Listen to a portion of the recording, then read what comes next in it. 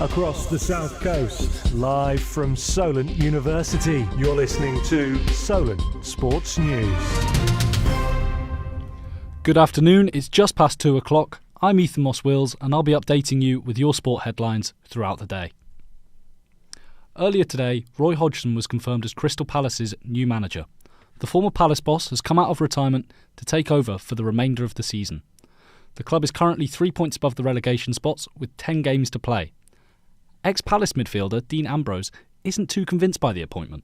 It's not filling them with much hope and excitement, which sounds unfortunate, and it sounds a bit harsh at the moment, having Roy just arrived back at the football club.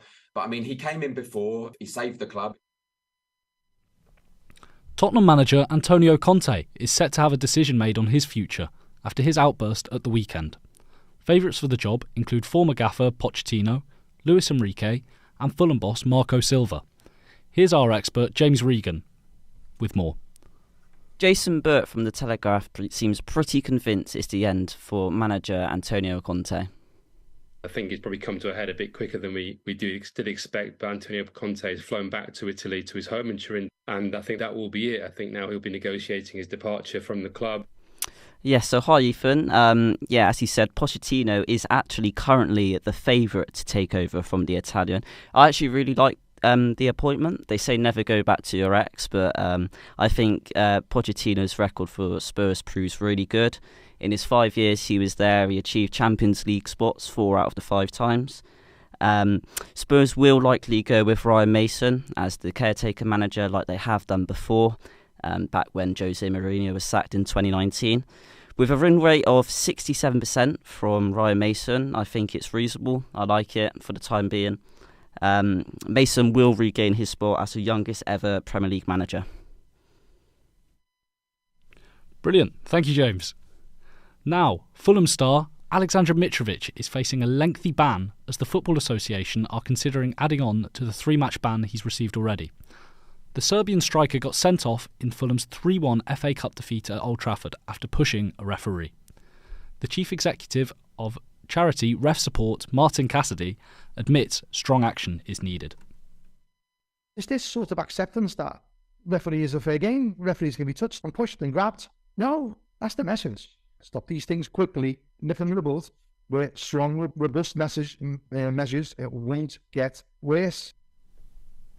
Manchester United have been subject to a potential bidding war, with 5 parties officially involved. Here's our United expert, Callum Bates, with more on the potential takeover. Thank you, Ethan. The Glazer and their 19 years of ownership is coming to an end as they're willing to finally get rid of the club, as there have been lack of planning in recent years, well, for about 10 years now, and the debt has gone over £1 billion. The 3 parties that are involved are Sir Jim Ratcliffe, Qatar and the Elliott Group. A €5.5 billion bid has been reported today from Qatar. Apparently that will be getting rejected, but the deadline for other bids will be 9 o'clock tomorrow night. Both Qatar and Radcliffe were visiting Old Trafford last week, and as they were doing meeting the people around the staff, they met Erik ten Hag as well, and both of them were quite impressed in their visit, and them two are the main runners to get the Theatre of Dreams, but we'll see in the next few weeks who will become the next owners. Thank you, Callum. Now, AFC Tottenham tonight are in action away at Malcolmshire Town in the Southern Football League. They aim to go top in their hunt for the title this season. Kick-off is at 7:45 tonight. Things have gone from bad to worse for Wigan Athletic in the Championship. The club now face a 3-point deduction after failing to pay their players' wages on time for March. However, this is not the first time that the club has failed payments on time. Wigan will now see themselves 8 points away from safety. The draw for the semi-finals in the Women's FA Cup has been made this morning. Top of the league Chelsea host Aston Villa as the Blues look to win the competition for the 3rd successive season. Meanwhile, Manchester United host Brighton on the other side of the draw. The matches will take place on the 16th of April. Arsenal women are in action tonight in the Champions League, seeing themselves take on Bayern Munich. It's the first leg of the quarter-finals, and Arsenal women are hoping to double their UCL trophy count. being the only team to win it previously from England.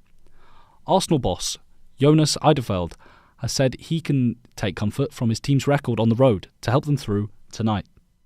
We've been playing against teams that have had great home records this year in Champions League, to be fair, and we managed to draw in Turin, and we won against Lyon. So we have respect for that, but we shouldn't fear it. Southampton-born British gold medalist Maddie Hinch has announced her retirement. The 34-year-old led Great Britain to Olympic gold after she saved 4 penalties in the 2016 Olympic final. Hinch says her tank is empty after a 15-year-long playing career. On to another retiree. England rugby captain will retire after a stellar year. Sarah Hunter's last game will be in her hometown Newcastle against Scotland in the first game of the Six Nations on Saturday. The back row forward is the most capped England player of all time, both men and women's, with 140 caps, and she has 10 Six Nations titles to her name. Now, that's all from us right now. We'll be back at 3 p.m. Be sure to join us with some blockbuster radio packages and podcasts from our teams at Solent, including the MLB, what players think and fans think will happen this season in the competition.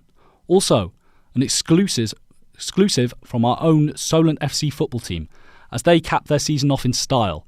Finally, we'll go to a story with Charlie Clayton live out on the road as he finds out what happened when it got ugly with Spurs and Saints fans on the weekend. Remember, you can keep up to date on our website, solentsportsjournalism.co.uk, and be sure to not miss a thing when we go live for our final production at 3 p.m. Thank you all for listening. I hope you've enjoyed. See you later.